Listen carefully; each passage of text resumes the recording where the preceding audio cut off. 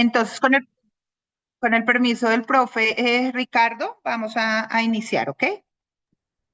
Claro que sí, profe. Muchas gracias. Listo. No, señor.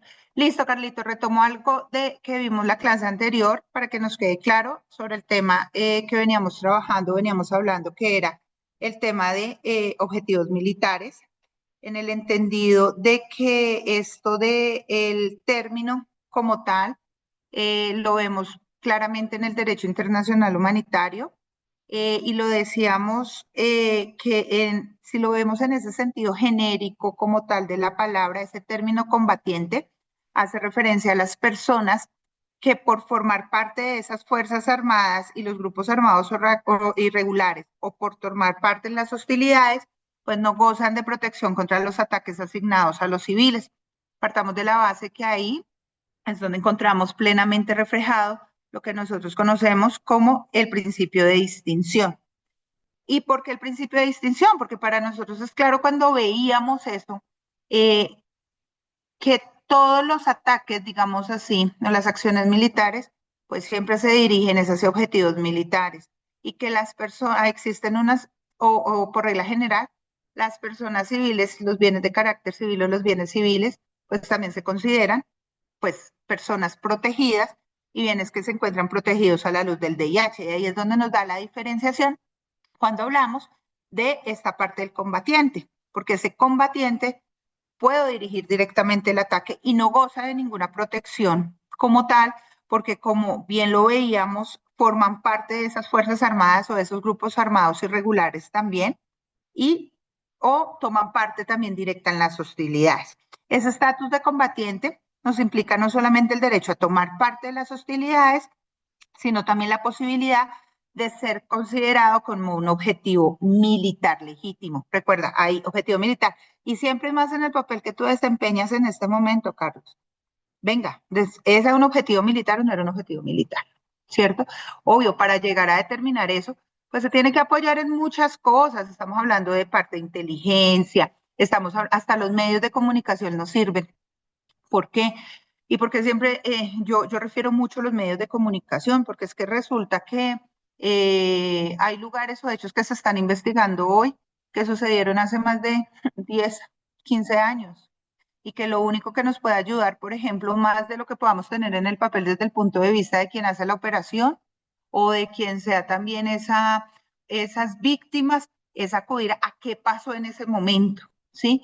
Y los medios, ojalá esos medios allá locales, uno pueda acceder también a esos medios locales, porque ahí nos va a servir mucho a verificar cuál era el contexto, qué era lo que pasaba, si se estaban dando o no se estaban dando ataques, por ejemplo, si hubo o no hubo, no sé, temas de extorsión, si habían delitos, no habían delitos. Entonces, todo eso nos sirve mucho para determinar ese tema del objetivo militar. Y también, pues, nos da la posibilidad, cuando yo hablo de ese objetivo militar legítimo, de enfrentar a otros combatientes e individuos que participan en las hostilidades. Recuerda también que hablábamos en la clase anterior que ese participante directo en las hostilidades nos dice que deben cumplir como 3 requisitos. Hablábamos del umbral del daño, una causación directa y un nexo de beligerancia. Que cuando hablábamos del umbral del daño nos refería a que debe existir un acto que afecte de manera adversa las operaciones o la capacidad militar de una de las partes de conflicto o que de manera alternativa pues busque causar muerte, lesiones o destrucción a una persona o a objetivos protegidos de esos ataques directos. Eso, o sea, el umbral del daño. Tiene que existir ese daño. La causación directa es ese nexo directo, nexo causal entre el acto que se realiza y el daño como tal, el cual puede resultar directamente del acto de una operación militar coordinada en la que el acto constituye pues la parte integral. Y el nexo de beligerancia es el acto que debe ser planeado de manera específica para causar el umbral del daño como soporte de una de las partes en detrimento de la otra. Y les coloqué que para esto, pues los invitaba a leer la guía práctica que tiene el Comité Internacional de la Cruz Roja sobre participación directa en las hostilidades. Pero como hay esa participación directa, también la clase pasada hablábamos que había una participación indirecta y dábamos unos ejemplos. Entonces, una participación directa. La conducción de automóviles cargados con municiones en el marco de una operación y hacia una línea de defensa específica. Eso es una participación directa, o sea, hay un conocimiento de. Otro, la identificación de una marca de blancos, el análisis y transmisión de inteligencia para atacar a las fuerzas. La información que yo estoy dando, la persona que me sirve como informante, siendo consciente en que la información que está aportando es la necesaria ¿para qué? Pues para el ataque a la fuerza o a las fuerzas. Otro, las instrucciones de asistencia a las tropas, siempre y cuando se constituyen un parte integral de una operación concreta y coordinada para causar un daño específico. Y otro ejemplo que tendríamos es el caso del reclutamiento y el entrenamiento de una persona para la ejecución de un acto hostil específico, ¿sí? Yo no sé si ustedes se acuerdan o Carlos se acuerda de hace algunos años cuando nos mostraban por televisión esos campos de entrenamiento de grupos armados organizados y nos mostraban y decían, mire, es que acá se entrenan, se reclutan, pero aquí es donde se hace el entrenamiento como tal. Entonces, ahí hablamos de una participación directa. Y cuando hablamos de una participación indirecta, es el suministro al adversario de alimentos, electricidad, combustible, no sé, material de construcción, algunos servicios financieros o formación, fuera de la operación concreta diseñada para causar el daño específico. Por ejemplo, a Carlos le dicen, no sé, le dicen, oiga, llego yo, que hago parte de un grupo armado organizado ilegal o al margen de la ley, y le compro allá en determinado parte de nuestro territorio nacional, en la tienda que tiene Carlos el mercado, ¿sí? Pues usted sabe que me está vendiendo, pero pues usted no hace una participación directa de la operación, sino que, ¿por qué? Porque su negocio como tal no es suministrarme a mí, sino vender. O sea, usted tiene un suministro de alimentos, ¿sí? O sea, usted en ese momento lo que hace a través de su tiendita en el pueblo, pues es vender alimentos, usted le vende a todo el mundo. ¿Listo? De pronto para que tengamos claro eso. Listo. ¿Cómo fue la pregunta? Señor. Por ejemplo, esta tarde estaba leyendo una declaración de una sometida del año 2024, una sometida del bloque Jorge Suárez Briceño, y ella contaba que desde el año 2022, 2021, estaba en ello, pero, o sea, había sido reclutada cuando ya tenía 13 años, o sea, estaba en la organización desde que tenía 13 años. La hermana mm, era, era también ya había sido reclutada, pero, y la hermana estaba ahí desde que ella tenía 12 años. O sea, una fue reclutada cuando tenía 13, la otra 12. Entonces, pues ellas entrarían a ser víctimas por reclutamiento ilícito, pero también en cuanto equiparando eso al VIH, ahí cómo entraríamos, profe? Lo que pasa es que recuerda algo, ¿no? O sea, hay una víctima frente al tema del reclutamiento ilícito. Claro que sí. Pero si tú me lo preguntas a la luz del VIH y yo las encuentro antes de su sometimiento, es un objetivo militar. Es un objetivo militar. Porque tiene todo. ¿Sí me entiende? O sea, si tú miras como tal, que tendríamos que entrar a establecer y tú te has dado cuenta que ha sido cuestionado mucho el tema, por ejemplo, lo que se ha hablado y la misma Corte Penal Internacional lo ha dicho frente al tema de niños soldados. ¿Mm? Y por eso es que también la Corte Penal Internacional, en uno de sus fallos, creo que fue en el caso de Tomás Lubanga, habla también del tema de reclutamiento de niños soldados. Claro, pero a lo que voy es a la luz del derecho internacional humanitario, por eso es tan necesario, te lo pongo de este lado, por eso es tan necesario realizar todo ese juicio dentro de ese planeamiento para verificar todo el tema de ventaja, necesidad y todo lo que se pueda presentar. ¿Por qué? Porque si tú me preguntas a mí en el planeamiento, a mí me dicen, allá tengo estas niñas como tal, pero reúnen las condiciones de las que hemos hablado, es un participante directo. Y al ser un participante directo, se me vuelve a mí un objetivo militar. Sí, sí, porque ya cuenta todo. O sea, fui reclutada, hice el curso de 6 meses, me dieron el curso de armamento, el curso básico de combate que llaman ellos. La escuela era ya en el Araraquara, en el Amazonas. eh, Me manejaron, pero también le dieron el curso de enfermería y era de enfermera. Generalmente las muchachas las dejan es de enfermeras. Pero pues a la luz quería saber eso a la luz del DIH y ahora entiendo pues cuál es lo que se ha dado.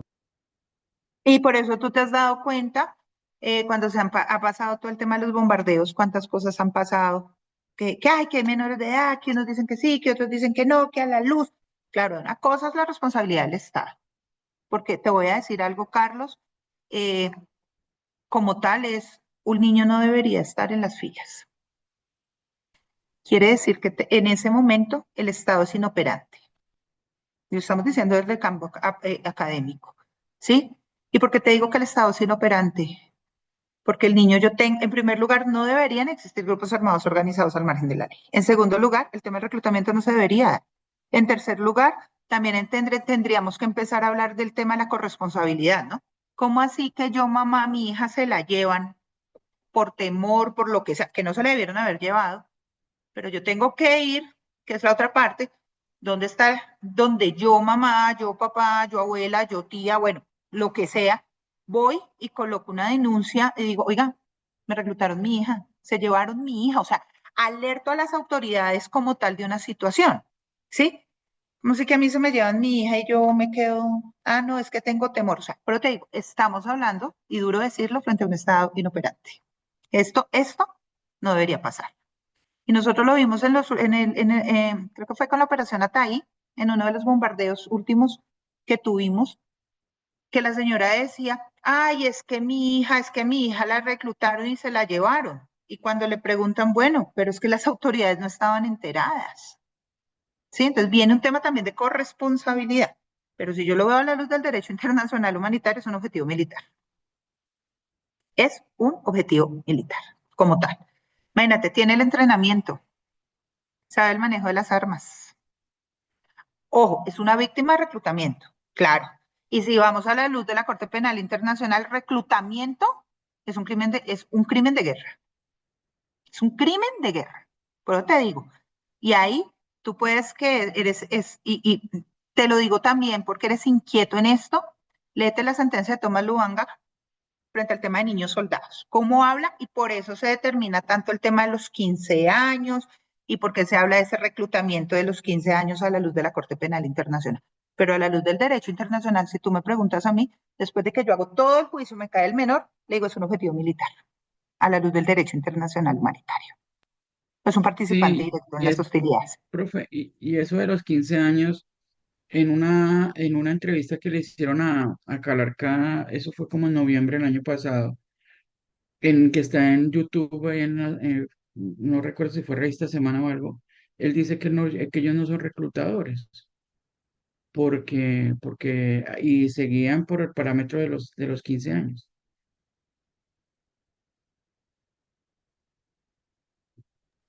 Acuérdate que así lo tiene el Estatuto de Roma de la Corte Penal Internacional y lo habla de los 15 años como tal. Entonces ahí viene el tema también de la adecuación del marco normativo de nosotros, ¿no?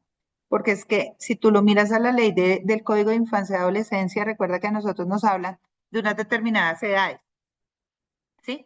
Cuando es infante, cuando es adolescente, cuando es no sé qué, al otro. Pero si tú y claro, mira algo y aquí hablamos un poquito, por eso para mí era necesario también que ustedes vean corte penal. Cuando dentro del acto legislativo nos dicen, entréguenme la lista de los reclutados, de los menores, ellos dicen, no, es que yo no tengo menores de edad en mis filas. Y ellos entregaron una lista como tal. Y dicen, no, es que a partir de este momento yo le entrego mi listado, mire, yo no tengo niños como tal.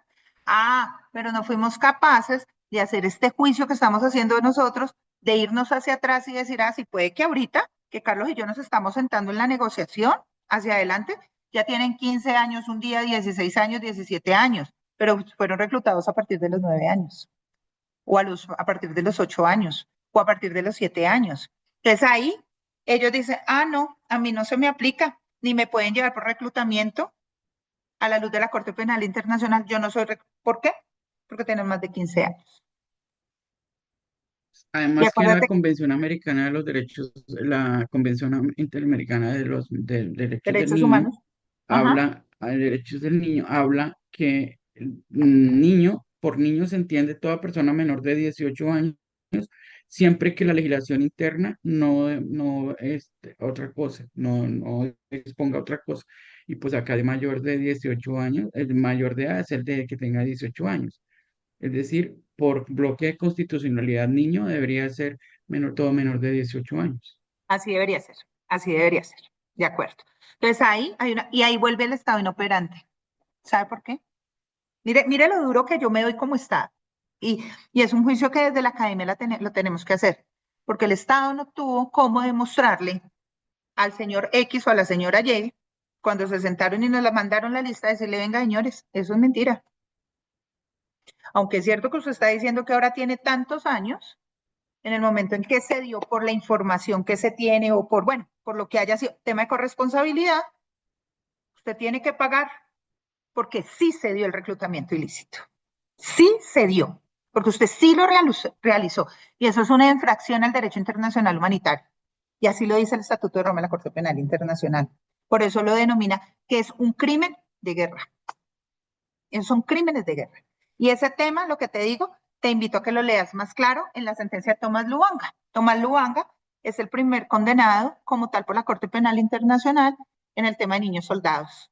Y cómo manejan el tema de los 15 años. Y es un hito, digamos, porque es el primero la primera sentencia que emite la Corte Penal Internacional. ¿Listo? Bueno. Corte Penal Internacional, esto es algo aquí también para que nosotros lo tengamos en cuenta dentro de este escenario que estamos viendo, como yo les decía, y es entender esa responsabilidad del comandante en el uso de la fuerza y dónde voy a encontrar eso en el Estatuto de Roma de la Corte Penal Internacional. Mando y control y prevención del daño antijurídico como tal. ¿Y por qué lo traigo y era necesario verlo? Porque recuerda que ahorita a nosotros nos están hablando desde que estamos dentro del tema de la justicia transicional, que todos hablamos de justicia transicional de pronto con el acto legislativo, el 001, pero tú sabes que Colombia tuvo muchos intentos o mostró muchas veces temas de justicia transicional. No nos vayamos tan lejos. Recuerda lo que sucedió con la ley 905, que fue la del tema de las autodefensas también, ¿sí? Eso se llama justicia transicional. Es igual, ¿sí? Que ahorita estamos dentro de un proceso, que se dieron en algunas situaciones como tal, que estamos desde el año 2016, 2017 bajo un documento, eso es otra cosa. Pero nosotros, Colombia, venía haciendo ciertos acercamientos con el tema también de justicia transicional. Y por eso es importante ver este tema de Corte Penal Internacional. ¿Por qué? Porque cuando yo entro a hablar de justicia transicional, ¿cierto? Cuando yo entro a lo que estamos viendo ahora dentro de los macrocasos, ¿sí? Pues nosotros nos damos cuenta que además de cumplir los postulados de verdad, justicia, reparación y garantías de no repetición, siempre me hablan de algo que se llama el mando responsable.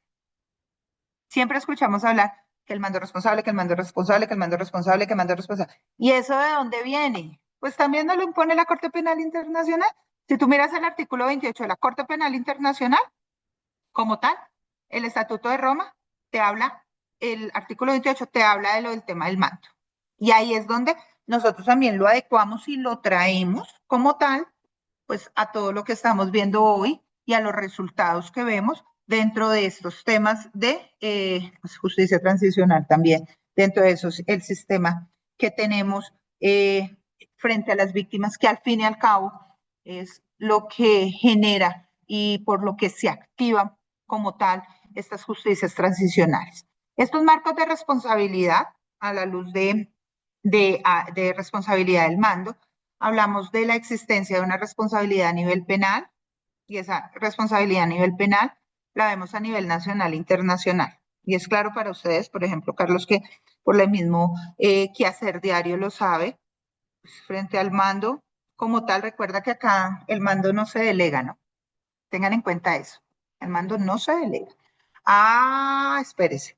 ¿Hasta dónde como tal? Y ahí empezamos a hablar de estructuras. Bueno, esto que ustedes los penalistas son unos cacaos en estos temas. eh, Empezamos a hablar de estructuras y bueno, y bien. Pero aquí el mando yo no lo delego como tal. Y ahí yo apoyo el artículo 28, ¿sí? Espérese, porque es que tampoco el comandante pues tiene como tal el sentido de la ubicuidad, él no puede estar en todas partes. Pero si supo algo, como lo dice el artículo 28, pues debió haberlo denunciado o debió haber tomado las acciones como tal, si fue que pasó. Pero por eso le dice, si tenía el conocimiento o si pues debió haber hecho algo, o si se venía presentando, también toma las acciones, porque si nos vamos a eso como tal, lo que te digo, tener el sentido de la ubicuidad es complejo y más en un conflicto como el de Colombia y más en un tema territorial como Colombia, qué rico que Colombia todo fuera plano, todo fuera, no, aquí estamos de clima frío a clima caliente en 2 horas. Aquí pasamos de la llanura a la montaña en 45 minutos. Entonces, digamos que todo esto nos lleva, como tal, a considerar también y mirar el tema del artículo 28. Dame un segundo, me ubico en el estatuto. Espérame un segundo, busco acá el estatuto. Espérame un segundito y leemos el artículo. Profe, mientras tanto le voy contando mi tesis de grado, la estoy orientando a la violencia basada en género. Y Excelente, traté como de hacer un capitulito de la violencia de género en el conflicto armado. excelente. Pero eso es muy grande. Yo sí como que estoy desechando esa idea porque es que es muy complicado, porque el tema es que es mucho. Porque yo pensaba era enfocarlo al tema de Hernán Giraldo, por ejemplo, en los niños, las niñas y adolescentes que son víctimas por ese lado. Pero es que el tema es muy denso. Eso para Pero el Carlos, capítulo es mira que complejo. no, sabes, yo te diría algo, lo que pasa es que lo tienes que delimitar. Si tú lo delimitas, vas a conseguir un trabajo de grado excelente. Te voy a dar un ejemplo de delimitación. Colócalo como tal el periodo de tiempo. Mira en un tema de estudio, periodo de tiempo, como tal, ¿sí? Que tú dentro de lo que has hecho en tu estado del arte ya tendrás que saber hacia dónde. Si tú me preguntas a mí, yo lo fijaría dentro del año 2000 al año, o dentro, sí, del 2002 más o menos, lo fijaría al año 2016. Mira, ¿por qué? Porque ahí vas a encontrar tú muchas cosas. Lo tienes que fijar también dentro de la delimitación, dentro de un tema sobre conflicto armado, lo tenemos, pero si lo puedes fijar dentro de algún lugar o hacia un grupo determinado, es más fácil que lo saques. Porque tienes la información también del Centro Nacional de Memoria Histórica, porque tienes también la información por ustedes por parte de la Fiscalía, ¿sí? Y yo te lo pondría más difícil aún, ya que está ahí el profe Ricardo también. Yo manejaría un tema, yo lo elevaría, yo hablaría del tema de la violencia sexual como un crimen de guerra. Mira cómo lo sacas como tal, lo analizas, pero te metes a parámetros internacionales de ese análisis que se está dando del crimen de guerra, qué es el crimen de guerra y por qué se utiliza la violencia sexual para ser considerado un crimen de guerra, por ejemplo. Porque eso tiene unos factores. Así como cuando tú colocas un artefacto explosivo, o lo que se conoce también como una mina quiebrapata. La mina quiebrapata o el artefacto explosivo, la finalidad no es matar, no es matar. La finalidad es que retroceder a la tropa, generar, lesionar, es otra cosa diferente. Esa no es la finalidad. Que uno diga, ay, no es que la finalidad es matar, no. Porque no examinar cuál es la finalidad de ese tema, de ese tipo, a la luz del derecho penal internacional, de esa violencia sexual, ¿sí? Como crimen de guerra. No sé, te la dejo ahí. Yo sigo acá fantaseando en lo que yo te puedo ayudar a la orden. ¿Listo? Vamos a leer, miren lo que dice acá el estatuto como tal. El artículo 28, responsabilidad de los comandantes y otros superiores. En virtud de, espera, el micrófono. En virtud de esta disposición, los comandantes militares son penalmente responsables de los delitos cometidos por las Fuerzas Armadas bajo su mando y control efectivo, como la violación y cualquier tipo de violencia sexual. ¿Le suena algo que estábamos hablando de eso ahorita? de violencia sexual empleados en la guerra. Esto se aplica a los casos en que el superior conocía o debería haber conocido dichos delitos o no adoptó todas las medidas necesarias y razonables para impedir su comisión. Los delitos cometidos por las Fuerzas Armadas deben haber sido resultado de la omisión del comandante de ejercer un control adecuado sobre ellas. Quiere decir que a mí la autoridad me tiene que demostrar que yo como comandante tuve una omisión. Mire que siempre hablamos de una acción frente a este tipo penal, pero el mismo estatuto lo dice. Los delitos cometidos por las Fuerzas Armadas deben haber sido resultado de la omisión del comandante de ejercer un control adecuado sobre ellos. Además, debe haber pruebas, más allá de toda duda razonable, de la responsabilidad del comandante y de que los delitos fueron lo suficientemente generalizados como para que sea evidente que ocurrieron durante el desarrollo normal de la acción militar de la que es responsable. El objetivo de esta disposición es alentar a los comandantes y superiores a prevenir eficazmente la comisión de delitos por parte de sus fuerzas. Entonces, mire el tipo penal como tal, cómo lo tiene el Estatuto de Roma. Y si lo vemos a la luz de la justicia transicional, ubícate en el acto legislativo y ubícate en todos los pronunciamientos y en los macrocasos. Cómo están hablando también y cómo entra el tema de la responsabilidad del comandante en su artículo 28.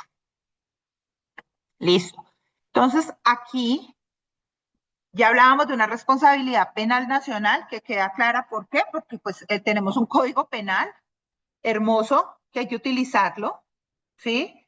Pero también tenemos una responsabilidad penal internacional y esa responsabilidad penal es individual, que es la que nos lleva y por eso yo me demoré tanto hablando de DIH porque era necesario ubicarnos, por ejemplo, cuando hablábamos del derecho de Nueva York, de esos antecedentes que teníamos nosotros en otros tribunales. ¿Saben por qué? Porque cuando hablemos ahorita de justicia transicional, vamos a traer esos tribunales como algunos ejemplos en la justicia transicional.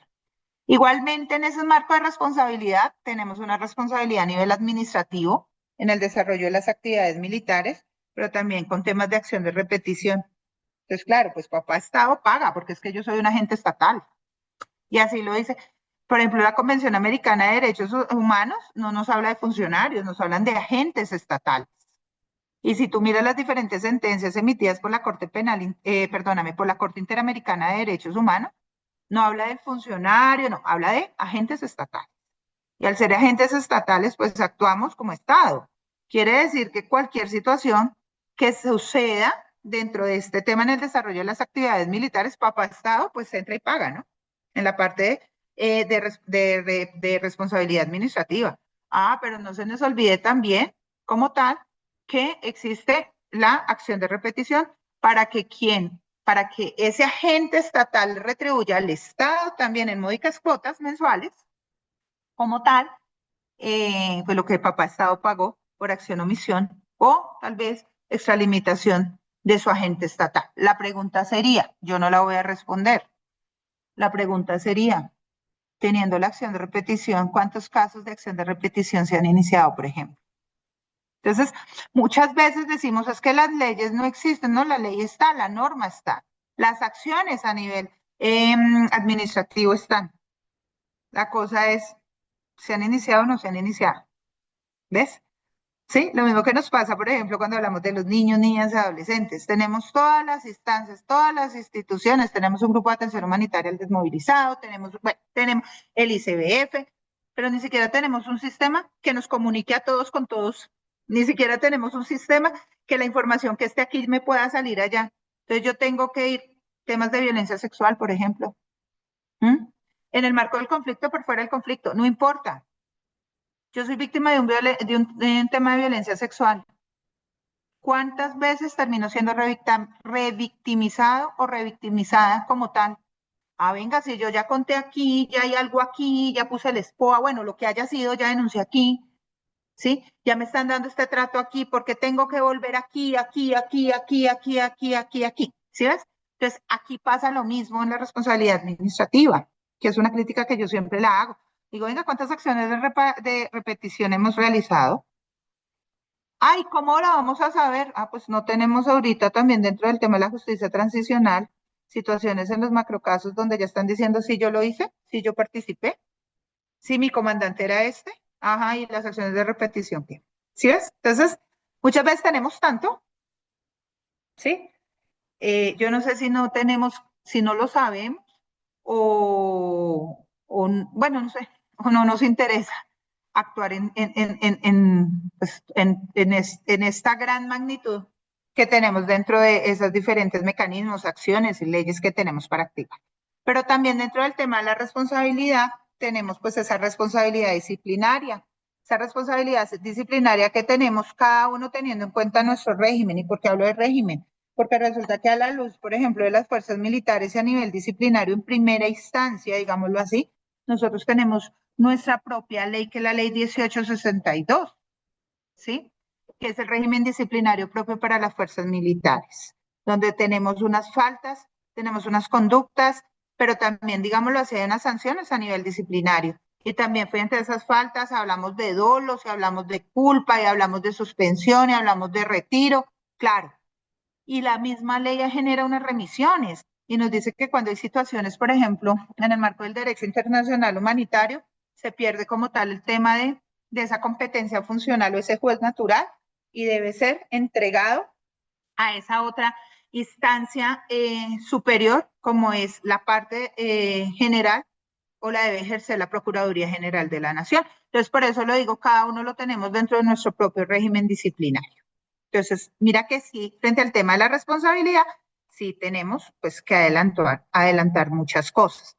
Aquí tenemos, o bueno, si nosotros hablamos acá dentro de ese marco normativo internacional, tenemos el caso del juzgamiento del general Yamashita. Acuérdense que en esto se condena pena capital por hechos en los que el alto mando militar omite. Recuerda que cuando estábamos, yo ahorita hacía lectura del artículo de 28, yo te dije, aquí no es la acción. Claro, aquí usted me tiene que demostrar que yo como comandante hice una omisión. O sea, lo que yo hice no fue suficiente. Y eso no se lo está inventando la profe, ni se lo está inventando Carlos, ni se lo está inventando nadie. Es que lo dice el artículo 28 del Estatuto de Roma. Pero nos volvimos todos con el tema de acción. La acción, la extralimitación, la acción. Venga, espérese, pues usted es el que me tiene que... Mi omisión. Y eso lo está diciendo el Estatuto de Roma, la Corte Penal Internacional. Y en este caso, como tal, lo que nos dice es que se omite ilícitamente y falta su deber como comandante de controlar las operaciones de los miembros bajo su mando, permitiéndoles cometer atrocidades brutales y otros crímenes graves contra la población de Estados Unidos, de sus aliados y las dependencias, particularmente las Filipinas. ¿Sí es? Entonces, mira, tenemos unos antecedentes también que nos pueden servir. Tenemos igualmente, Carlos, y por eso era importante, y hoy yo hablaba con el profe Ricardo, que yo creo que el profe Ricardo dirá, esta profe se gastó mucho hablando en DIH, pero yo necesitaba que ustedes tuvieran, no todo, pero si tuvieran de pronto una noción más clara, una claridad sobre el tema, porque resulta que si tú miras el protocolo 1, ¿de qué habla el protocolo 1, Carlos? ¿Conflicto armado qué? Recuerda que son dos clases de conflicto armado de carácter internacional y conflicto armado no internacional. Protocolo 1, conflicto armado internacional. ¿Listo? Si tú miras ese protocolo 1 como tal, nos dice en su artículo 86 el hecho de que la infracción de los convenios o del presente protocolo haya sido cometida por un subordinado no exime de responsabilidad penal o disciplinaria según el caso a sus superiores, si estos sabían o poseían información que les permitiera concluir en las circunstancias del momento que ese subordinado estaba cometiendo o iba a cometer tal infracción y si no tomaron todas las medidas factibles que estuvieran a su alcance para impedir o reprimir esa infracción. Y estamos hablando que el protocolo 1 es del año 1977. ¿Y el Estatuto de Roma de qué año es? Me Carlos. corchó, profe. El Me Estatuto de corchó. Roma es del año de 1998. Entonces, si te diste cuenta ahorita que hacemos lectura del artículo 28, si te das cuenta, ese artículo 28 de responsabilidad de comandante en el Estatuto de Roma, cómo se asimila a lo que por allá en el 1977 nos dijo el artículo 86 del protocolo sobre el tema, que al comandante no lo exime de responsabilidad de que lo haya hecho un subordinado. ¿Sí ves? Por eso es importante siempre, a la luz de la Corte Penal Internacional y a la luz de lo que vemos, a la luz de la justicia transicional, pues conocer un poco más, no solamente dentro de lo que es ese dossier de derechos humanos, sino también de esas infracciones al derecho internacional humanitario. ¿Que la tenemos nosotros aquí a nivel interno? Sí, claro, acá están. Ahí nuestro Código Penal lo tiene. Pero váyanse al Estatuto de Roma, la Corte Penal Internacional. Corte Penal Internacional, que yo los invito a que ustedes lo lean. ¿Sí? ¿Y por qué los invito a que lean la Corte Penal, perdón, el Estatuto de Roma? Porque tiene competencia en 4 tipos de delitos: genocidio, crímenes de guerra, crímenes de lesa humanidad y crímenes de agresión. Y esto se da en el marco de qué, y es claro, un crimen de guerra no se da en el marco de paz, se da en el marco de los conflictos armados, por ejemplo. ¿Sí? El tema de los genocidios también, como se han venido dando. Los crímenes de lesa humanidad, yo lo ubico a la luz del escenario de derechos humanos, claro que sí. Y los trae también el Estatuto de Roma, la Corte Penal Internacional. Entonces, sí ves cómo es importante para poder aterrizar y el entender más allá, porque sería muy fácil solamente sentarnos y decir a la luz de la justicia transicional, lean el acto legislativo. Siéntense y lean el acto legislativo. ¿Sí? No tendría yo que estar aquí, sino que les digo, léanlo. Es más, vi sus sílabos y hablan mucho de justicia transicional y lo ubican en el escenario general de definición, no sé qué, y lo ubican para el caso Colombia, con el acto legislativo, por ejemplo, de lo que ha pasado. Claro, sería muy fácil, pero necesitamos entender esto de dónde viene. Por eso esta relación que yo les coloco acá de responsabilidad de mando, del Estatuto de Roma, de unir el DIH como tal, de entender ese artículo 28 del Estatuto de Roma, porque es lo que hoy estamos viendo a la luz de la justicia transicional del acto legislativo. ¿Listo? Profe, una pregunta. Señor. Estos homicidios selectivos que llaman, eh, generados por estos grupos armados organizados residuales en poblaciones en los que ellos tienen injerencia, generalmente lo mal llamado limpieza social. Entonces, que los consumidores de estupefacientes, los ladrones, ellos pues realizan estos homicidios, es que personas que obviamente no tienen ningún tipo de relación con el conflicto. Ellos, ahí puede aplicarse el DIH. No, Carlos. Recuerda que ahí, acuerda lo que hemos visto sobre el tema del derecho internacional humanitario y el DIH, yo tendría, mire hasta dónde tendríamos que hilar tan delgado. O sea, tendría que haber una línea de investigación tan delgada donde yo logre establecer como tal que quien está ejecutando eso que llamamos homicidios selectivos pertenecen a grupos armados como tal, organizados, que hacen parte del conflicto, ¿sí? O sea, que se une, no que son GDO. Ojo, recuerda lo que hablábamos, que era un grupo de delincuencia organizada y que era un grupo armado organizado. Tú no me puedes confundir.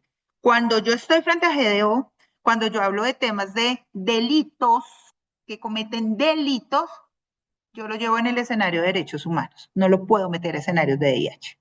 Tendría que haber una línea de investigación donde yo logre coger acá, meter acá, sumar acá para decir, para determinar y decir, estas personas que están acá, que están haciendo, tienen una conexidad directa, esa aquí. O sea, sí tienen una participación y aquí lo tienen como tal. Y estos actos es ¿por qué? Porque es que recuerda también que yo tengo que hablar de actos generalizados y sistemáticos, ¿no? A la luz del derecho internacional humanitario. Yo no puedo generarlo con actos aislados. Yo tengo que determinar, pero digámoslo que de entrada estaremos a la luz del delito común y así lo quieres llevar, lo manejaríamos a la luz más de GDO, de grupos de delincuencia organizada. Por eso los combate ¿quién? La policía. Mira cómo es son más temas de seguridad, ¿sí? Más que temas, más que sean catalogados tema de defensa, es un tema de seguridad. ¿Listo? Siguiendo con esto del marco normativo internacional, los invito a que verifiquen también el artículo 87 de ese protocolo 1, donde nos dice que las altas partes contratantes y las partes en conflictos exigirán que los jefes militares, en cuanto se refiere a los miembros de las Fuerzas Armadas que están a sus órdenes y a las demás personas que se encuentren bajo su autoridad, impidan las infracciones de los convenios y del presente protocolo y en caso contrario las repriman y denuncien a las autoridades competentes. Entonces, si tú miras también ese artículo, ya vimos el 86, pero si miras este 87 y lo comparas, no hablemos de comparar, las comparaciones son feas. Lo miras con el artículo 28 del Estatuto de Roma, pues ahí es donde tú te das cuenta, Carlos, y lo dices así. Dices, uy, mire cómo desde el 77 nos están metiendo algo que llega al Estatuto de Roma y cómo esos ejemplos o esos casos que hemos tenido de justicias transicionales en el mundo, pues han sido tenidos en cuenta también para lo que nosotros estamos aquí desarrollando plenamente dentro del acto legislativo 001. ¿Listo? Hablamos también acá, como tal, de ese marco normativo aquí a nivel de responsabilidad penal que yo les decía o que hablábamos ahora. Acuérdate que hablamos de que en caso de infracción manifiesta de un precepto constitucional en detrimento de alguna persona, el mandato superior no exime de responsabilidad a la gente que lo ejecuta y los militares en servicio quedan exceptuados de esta disposición. Respecto de ellos, la responsabilidad recaerá únicamente en el superior que da la orden. ¿Sí? Por lo mismo, porque todos empezamos a ¿qué? Alinearnos también a esos escenarios, aunque nuestro ordenamiento interno prevalezca y el Estatuto de Roma también habla de temas de subsidiariedad o habla de tema de complementariedad, mientras que, por ejemplo, a la luz del sistema interamericano hablamos de subsidiariedad, sea la complementariedad o la subsidiariedad, te das cuenta que le dan prelación al ordenamiento interno de los estados. ¿Sí? Si usted no pudo, si usted no tiene, si usted no quiere, y si yo entro, lo complemento. Si usted no pudo, si usted no quiere, si usted no tiene, y si entro yo de manera subsidiaria. ¿Sí? Pero prevalece, y tú lo decías muy bien. Y esto se une mucho al tema de relaciones internacionales, al principio de soberanía de los estados. Yo no puedo primero irme afuera para después exigir algo a nivel interno. Por eso también, por ejemplo, cuando lo hablábamos a la luz del sistema interamericano yo les decía, por ejemplo, que primero se tenían que agotar los recursos internos, o sea, primero tengo que probar que yo fui a la fiscalía, que yo puse la denuncia, que agoté todo lo que tenía el Estado colombiano para así poder llegar a esa instancia internacional. ¿Listo? En ese marco normativo nacional, en la realización de la conducta, pues vamos a encontrar el artículo 25 del Código Penal. Igual para nosotros el Código Penal Militar en su artículo 21 y el artículo 23. Y pues a nivel de Corte Penal Internacional, el artículo 28, que fue el que leímos ahora, del Estatuto de Roma. Dame 2 segundos, voy a abrir acá el artículo 25. Ya el del 28 lo tenemos claro. Pero ahora vamos a abrir el artículo 25 de nuestro Código Penal. Y el artículo 25 del Código Penal colombiano nos dice lo siguiente: acción y omisión. La conducta punible puede ser realizada por acción o omisión. Quien tuviera el deber jurídico de impedir un resultado perteneciente a una descripción típica y no lo llevará a cabo, estando en posibilidad de hacerlo, quedará sujeto a la pena contemplado en la respectiva norma penal. A tal efecto, se requiere que el agente tenga a su cargo la protección en concreto del bien jurídico protegido o que se le haya encomendado como garante la vigilancia de una determinada fuente de riesgo conforme a la Constitución o a la ley. Y nos dice, son constitutivas de posición de garante las siguientes situaciones. 1. Cuando se asuma voluntariamente la protección real de una persona o de una fuente de riesgo dentro del propio ámbito del dominio. 2. Cuando exista una estrecha comunidad de vida entre las personas. 3. Cuando se emprenda la realización de una actividad riesgosa por varias personas. 4. Cuando se haya creado precedentemente una situación antijurídica de riesgo próximo para el bien jurídico. Parágrafo. Los numerales 1, 2, 3 y 4, o sea, los que acabé de leer, solo se tendrán en cuenta en relación con las conductas punibles delictuales que atenten contra la vida e integridad personal, la libertad individual y la libertad y formación sexuales. ¿Sí ves? Entonces mira cómo ese tema de la responsabilidad nos va llevando, que era lo que yo te decía o les decía ahora, cómo dentro de esa responsabilidad pues también existe una responsabilidad a nivel nacional, o sea, aquí no nos podemos olvidar de nuestro Código Penal. Y lo llevamos a la luz del Estatuto de Roma con el artículo 28, que es la responsabilidad de jefes y otros superiores, como tal. ¿Qué pasa a la luz de decisiones jurisprudenciales? Ay, espérame un segundo. Listo. Entonces, a la luz de decisiones jurisprudenciales, aquí nos dice lo siguiente. Nos dice que la Sala de Casación Penal de la Corte Suprema de Justicia, radicado, por ejemplo, 4021, magistrado ponente Gustavo Enrique Malo Fernández, nos dice responsabilidad penal de los miembros del aparato organizado de poder. Línea jurisprudencial acerca del título de participación. En tal planteamiento, agregó la Corte, dada la fungibilidad del autor material, el hombre de atrás, ustedes que son netos penalistas, desconoce quién será el que finalmente ejecute la orden impartida, pero es evidente que tiene el dominio del hecho en cuanto le asiste la certeza en que por el control que tiene el aparato organizado, su voluntad se cumplirá, motivo por el cual se trata de un autor mediato.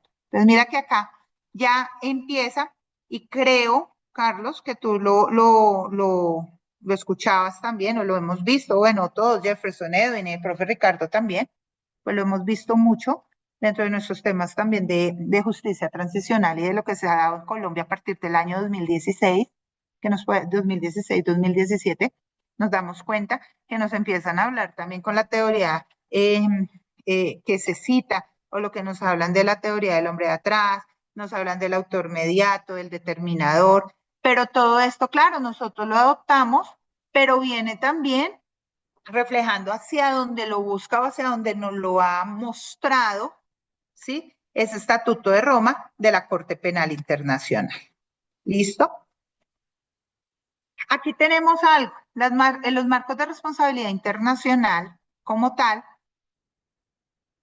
tenemos la responsabilidad por acción del comandante, que lo veíamos también en ese artículo 28 de la Corte, cuando es autor, por sus propios actos, cuando él es autor, por los actos que realiza en coparticipación con otros, luego de un acuerdo previo y con división del trabajo criminal, o sea, estaríamos hablando de cuando es un coautor, igualmente por los actos de sus subordinados cuando estos son utilizados como simples instrumentos, ahí ya hablamos de una autoría mediata, por los actos ilícitos de los subordinados realizados bajo las órdenes del comandante, aun si estos son conscientes de que la orden es ilícita y mantienen su libre albedrío, pues eso se llama determinador. Y por retransmitir a sus subalternos una orden manifiestamente inconstitucional o ilegal, aunque ésta haya sido emitida por sus superiores. Eso cuando estoy hablando de responsabilidad por acción. Y cuando hablo de la responsabilidad por la omisión, que como lo veamos ahora, esto nos lo trae desde 1977, el protocolo 1 en el artículo 86 y el artículo 87, nos dice, el comandante puede ser responsable por omisión cuando no actúa para evitar un resultado, cuando no actúa para evitar ese resultado ilícito, teniendo el deber de hacerlo, ¿sí? Y ahí es donde los agentes estatales, y hablemoslo así, las fuerzas militares, pues somos garantes de la vida, honra y bienes de todos los ciudadanos. Eso no nos lo inventamos nosotros. Si ustedes lo miran, viene desde la Constitución, ¿sí? Desde el deber constitucional como tal. Y existe esa responsabilidad cuando, primero, cuando se tiene conocimiento de que se va a producir el delito, cuando se tienen los medios necesarios para evitar el acto ilícito y no hice nada. Y tercero, cuando cuenta la posibilidad de usar tales medios para evitar el resultado ilícito. ¿Sí ven? Entonces, ¿por qué es importante eso? Vuelvo a decirlo. Y aquí justifico algo que yo pues lo hablaba con el profe hoy, con el profe Ricardo. Porque para entrarnos a entender un poco de lo cual yo sé que ustedes son unos expertos de justicia transicional y lo que está pasando en Colombia, pues es necesario entender un poquito, aquí no vamos a salir con la verdad y esto, la idea no es esa, sino entender un poquito cómo ese DIH, cómo ese derecho internacional de los derechos humanos entra a jugar eh, como un antecedente importante ese papel determinante en lo que hoy tenemos y en lo que hoy estamos viendo y que se reflejan, por ejemplo, en el tema de los diferentes macrocasos que se están adelantando por parte de la JEP. ¿Listo? El comandante es responsable y tengamos en cuenta esto por las acciones de terceros. Yo no sé si ustedes se acuerdan, ¿sí? Que dentro de nuestro tema de la JEP también se tocó, se ha estado tocando el tema de esos terceros como tal que han actuado eh, con el fin como de coadyuvar y no vamos a tocar aquí ningún caso como tal, pero digámoslo, no sé, por allá les suena algo de los apóstoles, por allá, bueno, algo. Allá hay unos terceros. Pero ¿de dónde viene este tema del marco de responsabilidad y que lo vemos ahora desarrollado dentro del tema de nuestra JEP? Pues también de lo que se viene dando a la luz del Estatuto de Roma, la Corte Penal Internacional. Y ahí también nos dice para que nosotros lo entendamos. El comandante responsable por las acciones de terceros, ¿cuándo? Primero, el comandante sabía que terceros iban a cometer un acto ilícito y no tomó todas las medidas necesarias y razonables para prevenirlo. O cuando el comandante debía saber que iban a cometer un acto ilícito y no tomó todas las medidas necesarias y razonables para prevenirlo. ¿Sí ven que son dos cosas diferentes? Uno, el comandante sabía que terceros iban a cometer el acto ilícito y no tomó las medidas necesarias y razonables para prevenirlo. O cuando sabía que se iban a cometer y tampoco tomó las medidas como tal. Entonces, ahí también se hace de forma directa o cuando son esos terceros y el comandante entra y se queda quieto. Esa responsabilidad internacional puede llegar a imputarse incluso sin que exista conocimiento previo por parte del comandante de que el acto ilícito iba a ocurrir. Entonces ustedes van a decir, bueno, pero ¿cómo es esta locura? Por Dios, pues van a ser en el artículo 28 del Estatuto de Roma que lo leíamos ahora con Carlos cuando iniciábamos la clase, cuando nos habla de esa acción, pero también nos habla de esa omisión, ¿sí? Y aquí es donde yo les decía, el comandante no puede alegar que no sabía. Comandar significa precisamente eso, estar en control y ser responsable por lo que sucede bajo su mando en todo momento y lugar. ¿Te acuerdas, Carlos, que yo te decía, y hablo de Carlos pues porque fue con quien empecé la clase, yo les decía es que el mando no se delega, el mando no se delega, ¿sí? El mando no se delega. Por eso, para ser comandante, se cumplen unos procesos, tiempo, madurez, cursos, bueno, diferentes cosas. Pero para llegar a ser comandante, pues se tiene, digámoslo así, se tiene que llegar a ese requisito. Para poder ser, no sé, fiscal, pues usted tiene que llenar unos requisitos, ¿sí? Se supondría, pero aquí pasa lo mismo. ¿Por qué? Porque comandar, vuelvo y les digo acá, comandar es estar en control y ser responsable por lo que sucede bajo su mando en todo momento y lugar. ¿Listo? Y aquí hay otra cosa, ¿no? ¿Qué elementos configuran esa responsabilidad internacional del comandante? Cuando hablamos del control efectivo, la relación entre superior y subordinado. Cuando el comandante tiene el poder de dar órdenes y de hacerlas ejecutar. ¿Sí? El comandante da órdenes. ¿Ustedes se acuerdan por allá cuando hablábamos del tema de la intensidad del conflicto y la organización de los grupos? Ah, bueno. ¿Sí? Y hablábamos que debía existir un mando responsable. Bueno, aquí lo traemos nuevamente cuando estamos hablando de esa responsabilidad penal internacional. Entonces nos dice superior subordinado. cuando tiene la capacidad de conducir operaciones de combate y que éstas sean ejecutadas por tropas bajo su mando. ¿Se acuerdan que cuando hablábamos por allá anteriormente, que hablábamos en eso inicialmente de organización, de intensidad de las estructuras, hablábamos de mandos responsables y que tuviera el control efectivo y que hiciera, que realizara operaciones militares, digámoslo así, en determinados territorios? Mire aquí cómo volvemos y lo traemos cuando hablamos ya de responsabilidad penal internacional. Otro control efectivo en esa relación, cuando tiene el poder de imponer sanciones disciplinarias. ¿Se acuerdan que eso también lo veíamos cuando hablábamos del nivel de organización? Cuando les decía que el conflicto armado dejaba de ser subjetivo y se volvía algo objetivo bajo esos criterios de intensidad y organización de las partes. Bueno, aquí lo estamos trayendo otra vez. Y cuando tiene el poder de relevar de su cargo a subalternos. ¿Sí ven? ¿Qué tenemos más acá dentro de este régimen de responsabilidad? El conocimiento del acto ilícito. Lo que vimos antes fue el control efectivo en esa relación entre superior y subordinado. ¿Sí? Yo le hago una pregunta a ustedes que están ahí, que me la quiera contestar, para que Carlos no diga de pronto que es que la profe solo me ve a mí. ¿Será que esto que hoy estamos hablando en clase lo vemos nosotros dentro del tema de la justicia especial para la paz o no?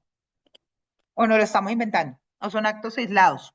¿O llegó el Estatuto de Roma, se lo inventó y Colombia no lo ha tenido en cuenta dentro de sus temas de justicia transicional y de justicia especial para la paz? Los escucho.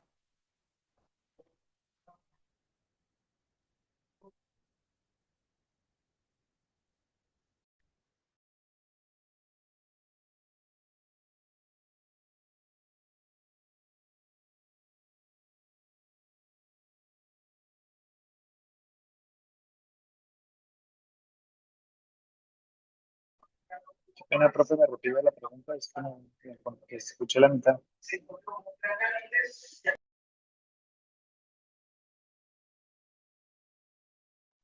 Jefferson, ¿me escuchas? Sí, sí, sí. Listo. Yo les pregunto algo. ¿Será que esto que hoy estamos viendo de lo que es esta parte internacional que iniciamos hoy ante Corte Penal Internacional con el artículo 28 del Estatuto de Roma de la Corte Penal Internacional, y ahora que estamos hablando del control efectivo en la relación superior-subordinado, y cuando hemos hablado de la responsabilidad penal internacional entre lo que tiene que ver con la acción y con la omisión, ¿será que eso es solamente allá del Estatuto de Roma, ya de la Corte Penal Internacional? ¿O será que eso lo estamos viendo también reflejado en esto que estamos llamando y se está adelantando a través de la Justicia Especial para la Paz? Sí, claramente, pues es uno de los pilares principales que toma la JEP acá a nivel nacional. Y pues son los cimientos que utilizan para guiarse, es como un lenguaje internacional, de que Así no es. todo se lo tienen que inventar. Hay lineamientos de los cuales están fijados, sobre los que se tiene que guiar como tal la justicia, en este caso la nacional. Así es. Y esto, por eso les decía Perdón. yo que era importante, que no podía yo pasar a entrar a hablar de justicia, o sea, decirles la justicia transicional es, por definición, es esto, y además estoy sin entender un poco cómo esos postulados internacionales, esos marcos normativos internacionales, en este caso, el Estatuto de Roma, con ese artículo 28, que nos desarrolla y que hoy yo vengo a guiarles esta partecita entre ese control efectivo entre superior y subordinado, pues lo hago entender a la luz de lo que hoy está sucediendo acá, en lo que nosotros desarrollamos como justicia transicional, en las diferentes, situaciones, cuando hablamos, como tú lo decías, de verdad, de justicia, de reparación también, ¿sí? Las comisiones de la verdad no es de nosotros solamente. Nosotros hemos tomado también casos a nivel internacional y los adoptamos a nivel, los informes de comisión de la verdad, ¿sí? La memoria histórica, eso no es algo de nosotros, sino que es necesario también entender de dónde, como tal, lo entramos y lo estamos desarrollando para que no quedemos diciendo, oiga, la profe Paola vino acá, se enloqueció la profe Paola, se vino a hablarnos acá de la Corte Penal Internacional y qué tiene que ver la Corte Penal Internacional con la justicia transicional. ¿Listo? Perdón, a mí me parece, profe, discúlpame, interrumpo ahí. A mí me parece muy importante el tema de la responsabilidad de los líderes y de su relación con el artículo 28 que usted nos traía a colación. Precisamente entendiendo que quienes ocupan esos cargos de mando no solamente deben guardar su responsabilidad individual, sino que deben ejercer un control que ese control sea efectivo. No solamente mirar a ver qué pueden hacer o qué no pueden hacer, sino que sus subordinados, él pueda tener ese control, que es lo que se ve ahorita mucho en los GAOR. Eh, entonces, de igual manera, pues, ese control, ese mando que tenga ese líder, pues debe también apuntar a la prevención, que sus subordinados no cometan esa clase de hechos y pues de ahí que tenga una relación estrecha con lo que estamos viendo en la JEP. Así es, porque todo eso hace parte, Carlos, y tú muy bien lo decías, este control efectivo, ¿no? Y podríamos, mejor dicho, tendría el profe Ricardo que darme unas 1000 horas más para que empecemos a hablar un poco de control efectivo. ¿Qué es el control efectivo? Y cómo entender el tema del control efectivo, ¿no? O sea, el control efectivo dentro del comandante, porque si usted me habla del control efectivo mío en la casa, pues yo le digo cómo se hace el control efectivo. Pero estamos hablando acá de la institución dentro de la responsabilidad como tal, que tiene ese jefe superior y cómo hace ese control efectivo. ¿Cuáles son esos requisitos como tal para poder determinar y poder llegar y decir si hubo una omisión dentro del control efectivo? Y tú tocabas una cosa ahora muy cierta cuando se habla del tema de la prevención. ¿Mm? Y no lo vemos solamente, no lo toquemos solamente dentro del GAOR, Grupo Armado Organizado Residual. Hablemoslo dentro de los grupos armados, ¿sí? Se habla de esa prevención como tal. Por eso se entrenan, por eso se difunden, por eso se, digámoslo así, se instruyen en muchas cosas con respecto a eso. Porque todo eso, el régimen disciplinario, todo eso hace parte de qué? Del control efectivo que se debe tener. ¿Mm? Y por eso hablábamos de esa acción y hablábamos también de esa omisión. Ahora, dentro del conocimiento del acto ilícito, algunas circunstancias, acuérdate que ahorita hablábamos de la relación superior-subalterna, ¿cierto? Dentro del régimen de responsabilidad penal internacional. Pero cuando yo lo toco dentro del conocimiento del acto ilícito, algunas circunstancias en que la jurisprudencia internacional ha inferido que el comandante sabía o tenía razones para saber que un acto ilícito se iba a cometer o se había cometido, podemos incluir las siguientes. Por ejemplo, evidencia de la naturaleza generalizada del fenómeno. Acuérdate que hablábamos ahora del tema de que no eran actos aislados.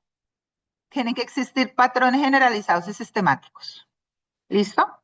Segundo, evidencia de la seriedad o notoriedad de los casos. ¿Mm? Y tercero, evidencia de la existencia de eficacia y un sistema de control disciplinario. Ahí es donde yo hablo de la existencia del acto ilícito como tal. O sea, ahí el conocimiento del acto ilícito, el control efectivo. Pero te decía, tendría que el profe Ricardo, mejor dicho, aquí ampliarnos las horas acá para hablar, seguir hablando sobre el tema de esto del acto, del control efectivo.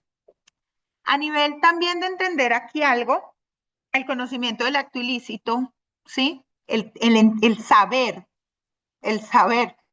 y no hacer nada, ¿sí?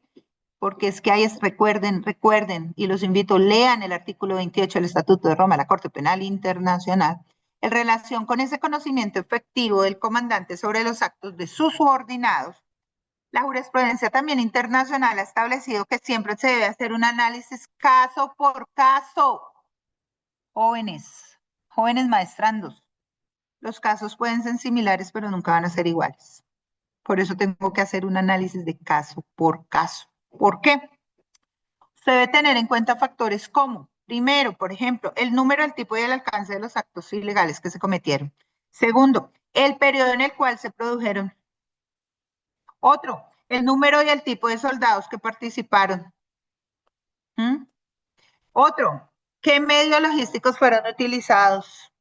Otro, la ubicación geográfica de los actos, ¿dónde fueron? Antioquia, no sé, Arauca, Casanare, Boyacá, ¿listo? El carácter generalizado de los actos. La temporalidad del fenómeno. La similitud del modus operandi entre los actos ilícitos. ¿Sí? ¿Y quiénes son las personas, los oficiales o las personas, esos terceros que hablábamos ahora, que se encuentran implicados? Pues miren ahí también cómo se le vuelve en ese conocimiento del acto ilícito, también pues lo que estamos viendo y todo lo que se desarrollan como tal dentro de esos macrocrasos y todo lo que estamos desarrollando a la luz de nuestra justicia transicional. Las medidas razonables y necesarias como tal para prevenir cuando un comandante se entere que sus cobalternos van a cometer un acto ilícito, ¿sí? Se deben tomar todas las medidas que sean necesarias y razonables. Podríamos hablar unas 1000 horas más de cuáles son esas medidas necesarias y razonables. Hasta dónde las medidas mías como comandantes son las razonables. Hasta dónde puedo adoptar las medidas, ¿sí? Pero recuerde lo que decían, lo hemos dicho anteriormente, y la misma Corte Jurisprudencia Interna lo ha dicho. El hecho que el subalterno comete el delito no quiere decir que le exime de responsabilidad al comandante. Ojo con eso. Algunas de estas medidas incluyen las siguientes. Por ejemplo, ejercer un control periódico sobre sus tropas y sus armas. ¿Cómo así sobre sus tropas y sus armas? Claro, yo tengo que formarlas. Yo tengo que hacer verificación, tengo que hacer revistas, tengo que hacer inspecciones, tengo que verificar que lo que ellos me están reportando dentro de la operación o dentro de la ubicación de la tropa sea la correcta, ¿sí? Que el movimiento se está dando de acuerdo a las coordenadas que me están reportando, que el armamento como tal, si sea el que yo tengo dentro de mi unidad militar, ¿sí? O que el grupo tiene, ¿sí? No sea que me aparezca con otra y uno como que, jajaja, venga, que sí se estén uniformando, ¿m? Que exista disciplina, que es existir la disciplina, que debemos estar identificados. Estoy dando ejemplos, ¿listo? Mantener la disciplina e instruir a las tropas. ¿M?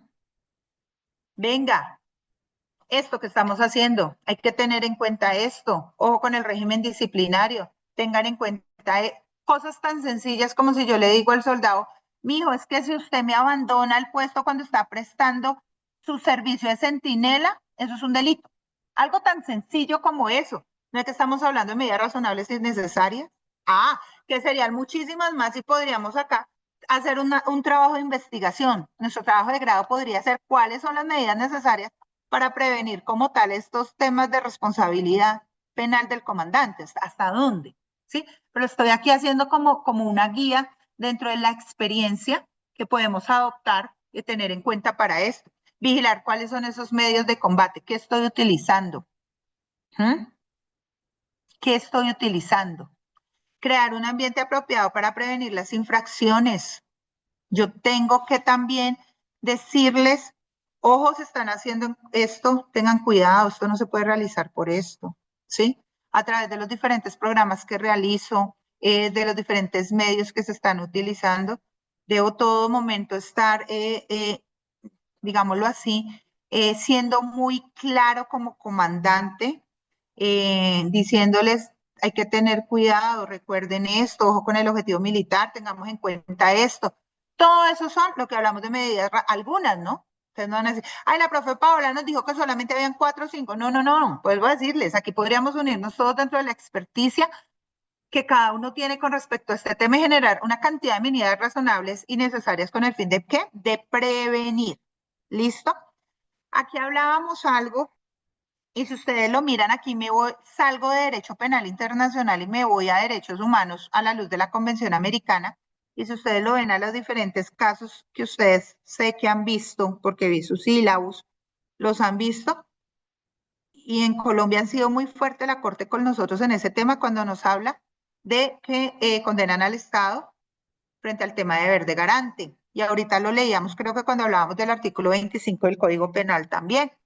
Entonces, es entender esa posición de garante. Recuerden algo, la Corte Suprema de Justicia, en sentencia de casación del 14 de noviembre del 2007, en la cual se decide sobre los hechos ocurridos con ocasión de la masacre de La Gabarra, ahí nos habla que el comandante debe tener conocimiento de que se va a producir un delito, tener los medios necesarios para evitar el acto ilícito y contar con la posibilidad de utilizar los medios a fin de evitar el resultado ilícito. ¿Sí ven? Todo esto es ¿por qué? Porque estamos hablando de responsabilidad del mando, ¿sí? El comandante, lo que yo les decía, y lo reafirmaba ahora Carlos, ¿no? ¿Hasta dónde? ¿Cuál es ese control efectivo? Pero yo les pongo otra más. ¿Cuáles son esas medidas razonables que se deben utilizar? ¿Hasta dónde? Como tal. Porque yo no puedo desconocer eso que se llama la posición de garantes, como tal. ¿Sí ven? Aquí entendemos algo. ¿Y qué entienden ustedes sobre el tema de la obediencia de vida? ¿Qué es la obediencia de vida?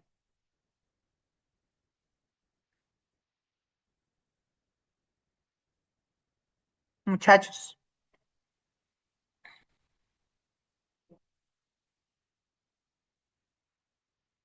Yo entiendo, profe, la obediencia debida como un postulado de orden militar Sí. en el cual el subordinado se Ujú, obliga a cumplir unas órdenes, pero ujú, que esas órdenes tienen que ser legítimas ujú, y que sean emitidas por un superior. ujú.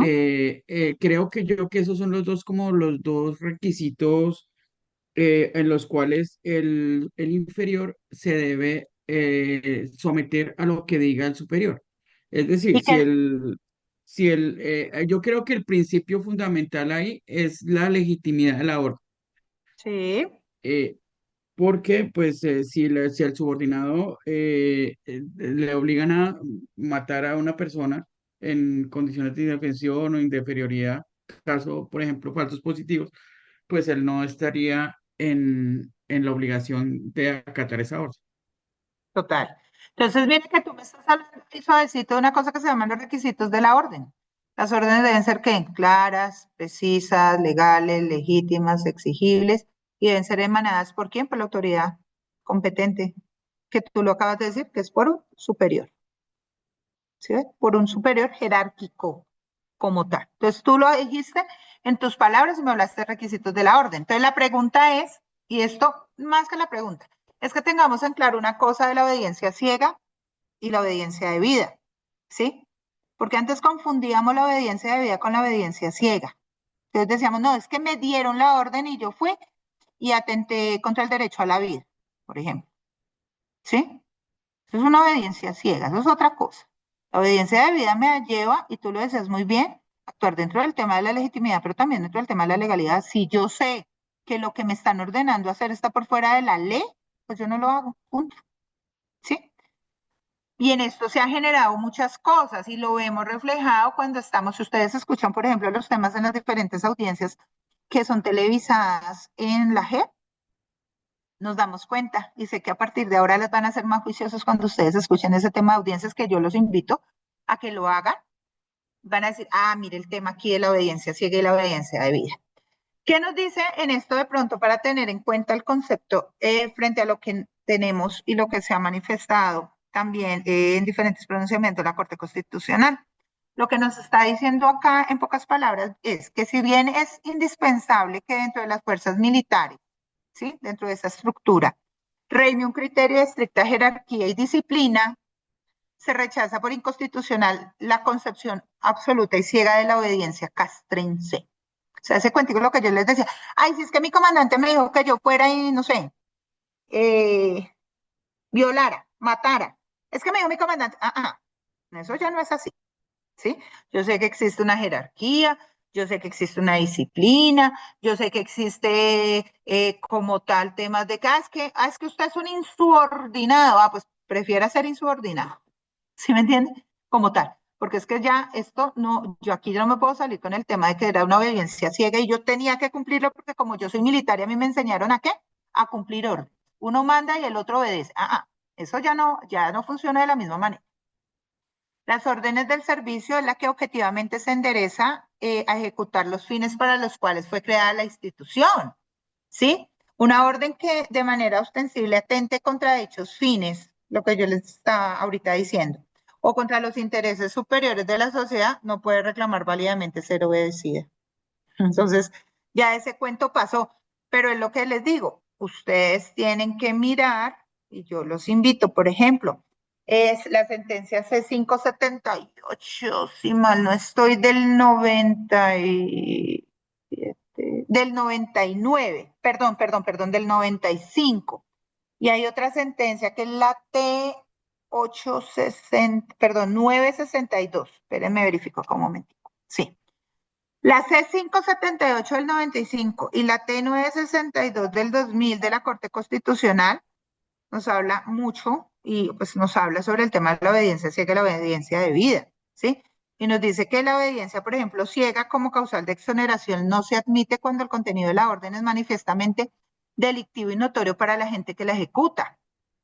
Y la legislación y la jurisprudencia comparada por lo general admite el deber de obediencia cuando el subordinado se encuentre simplemente ante la duda sobre la licitud del contenido de la orden, ¿sí?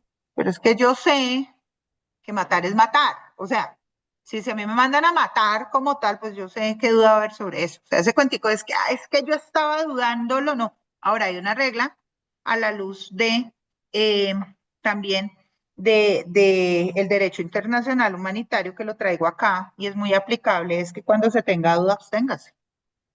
Entonces le dicen, si tiene duda con el objetivo militar, absténgase. Por eso todo se busca siempre generar ese planeamiento dentro de las operaciones, el planeamiento operacional, el proceso militar para la toma de decisiones, no para que todo sea al 100%, ojalá, ¿sí?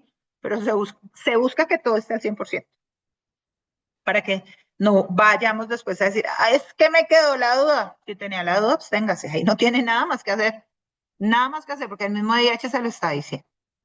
La Jurisdicción Especial para la Paz, en ese acto legislativo 01 del 4 de abril del 2017, en el artículo 24, dispone que para la determinación de la responsabilidad del mando, ¿sí ven? ¿Sí ven cómo necesitamos coger detenernos tanto tiempo en el DIH, entender los convenios de Ginebra, los protocolos, hablar del derecho de la Haya, que me habla de medios y métodos, del principio de limitación, cuando hablábamos de los principios del derecho internacional humanitario, cuando hablábamos también del derecho internacional de derechos humanos?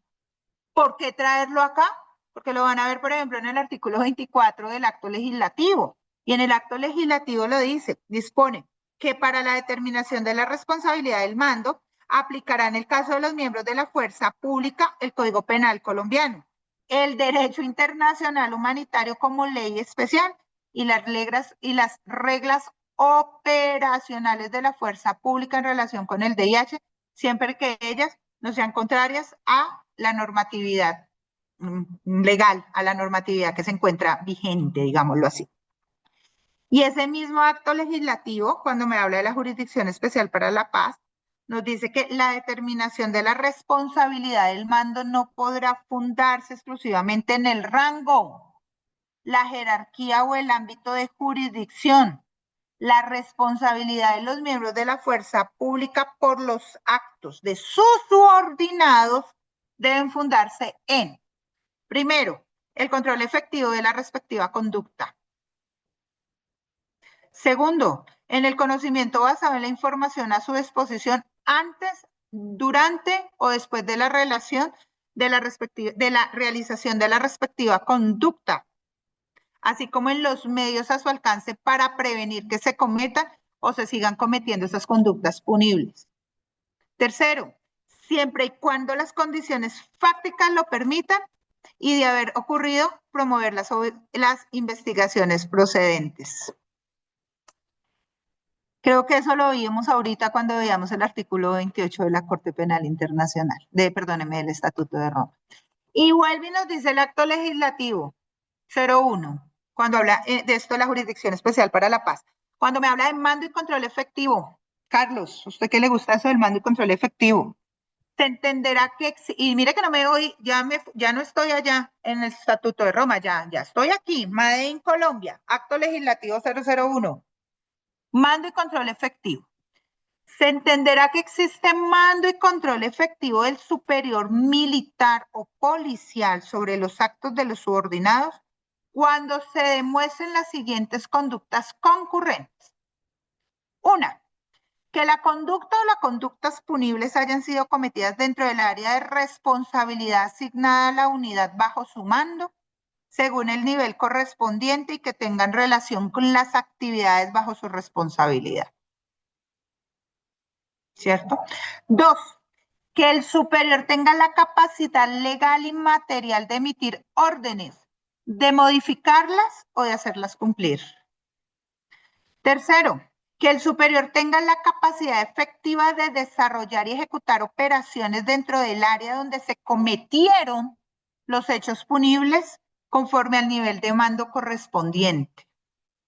Y que el superior, esa sería una cuarta, y que el superior tenga la capacidad material y directa de tomar las medidas adecuadas para evitar o reprimir la conducta o las conductas punibles de sus subordinados siempre y cuando haya de su parte conocimiento actual o una actualización de su comisión. Entonces, si se dan cuenta ustedes como tal, cómo esa parte internacional, cómo el mismo acto legislativo nos conduce a que es necesario entender un poco el derecho internacional humanitario, cómo ese mismo acto legislativo 00, y ubíquense en el artículo 24 del acto legislativo, como ese mismo acto legislativo 001, que es el que nos habla ya dentro del tema de la Jurisdicción Especial para la Paz, nos lleva a entender también el tema de la responsabilidad del mando y cómo a partir de ahí se han desarrollado las diferentes situaciones en los macrocasos en el marco del conflicto armado, porque es necesario ubicarnos también dentro del tema de ese control y el mando efectivo como tal. ¿Cómo hemos llevado a que se cumplan o buscar cumplir esos postulados de verdad, justicia y reparación, que no son nuestros? No son nuestros. Si ustedes lo miran acá a la luz de algunos ejemplos, por ejemplo, de algunos ejemplos que tenemos sobre ese tema, ¿sí? Vamos a encontrar lo que sucedió en Sudáfrica con la Comisión de la Verdad y la Reconciliación, cuando se dio el final del apartheid. Se activó un mecanismo Comisión de la Verdad con posibilidad de amnistías a cambio de confesiones completas. ¿Dónde fue el énfasis ahí? Por ejemplo, en verdad y reconciliación, más que en la parte de sanción penal. ¿Y qué tuvimos el resultado en este caso en lo que pasó con la Comisión de la Verdad y Reconciliación en Sudáfrica? Pues tuvimos una participación altamente simbólica con el fin de buscar ¿qué? La verdad y la reconciliación. Que hubo una crítica con respecto al tema de la justicia penal, sí, pero lo que buscó o lo que se llegó dentro del tema de la Comisión de la Verdad y Reconciliación, dentro de ese tema de justicia transicional allá en Sudáfrica, cuando el final del apartheid en el año 1994, de pronto, digámoslo así, va a sonar duro, y más para ustedes que son penalistas, pues sacrificar un poco la parte de la justicia penal, sacrificarla con el fin de conseguir el resultado simbólico y participativo de las víctimas. ¿Con el fin de qué? Pues de llegar a una verdad y a una reconciliación. ¿Ve? Tenemos también otro, Chile, no nos vayamos tan lejos, procesos judiciales y de memoria histórica. Acuérdense de la dictadura de Pinochet. ¿Y qué pasó acá? Que se activó mecanismos. ¿Qué mecanismos? Comisiones de la verdad, informes, ¿sí? Esos procesos fueron como tal, esos informes llevaron, o esas comisiones de la verdad a través de esos diferentes informes, conllevaron también a procesos judiciales contra responsables de diferentes crímenes. Que tuvieron medidas de reparación a víctimas, sí. ¿Y cuáles fueron esos resultados que se dio dentro de este proceso judicial y de memoria histórica dentro de esas dictaduras o después de la dictadura de Pinochet? Avances en justicia. Algunos dicen que tardíos y limitados en los primeros años, pero pues se consideró también que este proceso o es de lo que sucedió dentro de ese proceso judicial y de memoria histórica, pues se consideró que aportaba a lo que necesitaban la medida de reparación a las víctimas. Nos vayamos a otro caso, Argentina, las dictaduras militares, los juicios por crímenes por lesa humanidad, ¿sí? Dictadura militar entre 1976 y 1983. Recuerde cuál fue el mecanismo utilizado, juicio de las juntas, derogaciones de leyes como tal, de amnistía que en los años 2000, ¿Qué tuvimos de resultado dentro de esto? Uno de los casos más ejemplares en términos de justicia penal efectiva. ¿Mm? ¿Por qué? Porque ese resultado, porque se logró derogar las leyes de amnistía que se dieron para el año, que se dieron como tal dentro de este proceso. Guatemala también tenemos ahí. Miren, ¿se acuerdan cuando yo les hablaba del derecho de Nueva York? Cuando hablábamos de esos tribunales que servían para apoyar lo que hoy tenemos en el Estatuto de Roma, la Corte Penal Internacional. Pues ahí tenemos lo que sucedió en Sierra Leona, Tribunal Especial y Comisión de la Verdad. ¿Qué pasó en Sierra Leona? Una guerra civil entre el año 1900 y 2000, 1990, 91 al año 2002, más o menos. ¿Qué se utilizó como mecanismo acá? Tribunal Especial para Sierra Leona, ¿con apoyo de quién? De la Organización de Naciones Unidas, que se activa dentro del mecanismo también, Comisiones de la Verdad y Reconciliación. Entonces, mire, tuvimos en Sierra Leona, Tribunal Especial para la Sierra Leona, Tribunales Especial, Justicia Especial para la Paz. Comisiones de la Verdad y Reconciliación. Miremos a ver si eso no se asemeja mucho dentro de lo que tenemos nosotros dentro del tema de justicia transicional. ¿Cuál es el resultado que tuvieron en Sierra Leona? Condenas a altos mandos. Entonces, esto es para decirles a ustedes cómo nuestra justicia transicional, dentro de los temas, y podríamos aquí irnos a hablar sobre el tema de la definición, dentro del contexto, de lo que dicen los catedráticos como tal, es mirar cómo ubicamos esos postulados o esa finalidad, ¿sí? Que no se aparta otra cosa de la verdad, la justicia, la reparación, esas garantías de no repetición. Pero como ese acto legislativo también, 001, que lo debemos conocer, yo siempre lo digo, así sea por conocimiento general, por cultura general. ¿Cómo si ustedes miran el artículo 24? Van a decir ustedes, ok, acá entrelazamos todo lo que hemos visto en estas clases para llegar a lo que hoy tenemos dentro de nuestra Jurisdicción Especial para la Paz. Jóvenes, profe Ricardo, pues yo con esto doy terminado aquí y espero tener el espacio nuevamente, profe, ya que tú hables con ellos y me regalen el otro espacecito como para cerrar el tema de justicia transicional ya adecuado aquí, a pesar de que hoy ya lo abordamos un poquito a través del acto legislativo en lo que hablábamos del artículo 24, pero que tú de pronto hables con ellos, profe Ricardo, y yo quedo atenta. Profe, claro que sí. Muchísimas gracias por el tiempo, por el espacio, a los compañeros que se conectaron. Yo el día de mañana hablo con la representante para que ella lo comunique con los compañeros y la próxima sesión sería de hoy en 8 días a la misma hora y por el mismo espacio. Pero Claro te que lo sí. confirmo mañana. ¿Listo? Perfecto. Ricardo, Gracias, profe. a Carlos, a Jefferson, a Edwin, gracias. Gracias pues por la atención y ojalá de verdad podamos vernos, me regalen ese espacio porque ese sí es como un espacio que yo les pido regalado fuera de allá. Ya que hoy yo termino, pero sí les pido como ese espacio para no dejar el tema como tan abierto. Si se dieron cuenta, podríamos cerrar acá. Yo les decía, y a Carlos le dije al profe Ricardo, no puedo pasar a Colombia sin entender un poco de la Corte Penal Internacional dentro del tema de la responsabilidad del mando, porque ahí lo vemos reflejado en el artículo 24 de nuestro acto legislativo. Entonces, ojalá se puedan poner de acuerdo. Y, profe, así sea con un hito o dos, pues vamos cerrando la clase. ¿Te parece? Claro que sí, Gracias, sí, profe. señora. Entonces, profe, para escribirles en el WhatsApp sería entonces la opción que, gracias a su generosidad, sería para dentro de 8 días Carlos, a déjame, la yo misma hablo hora, con a las Morelia 6. primero, por favor, que ella les dé la información correcta y ya ustedes lo definen. ¿Te parece? Bueno, entonces me desentiendo del tema. Gracias, profesor. Chicos, ustedes Gracias, ya Carlos, por esto. tienen mi correo electrónico y tienen mi número celular, en lo que yo les puedo ayudar, con lo poco que yo pueda dentro de mi experiencia ayudarles, porque como se dan cuenta, este tema me apasiona mucho, me gusta mucho y pues llevo trabajando 23 años en esto.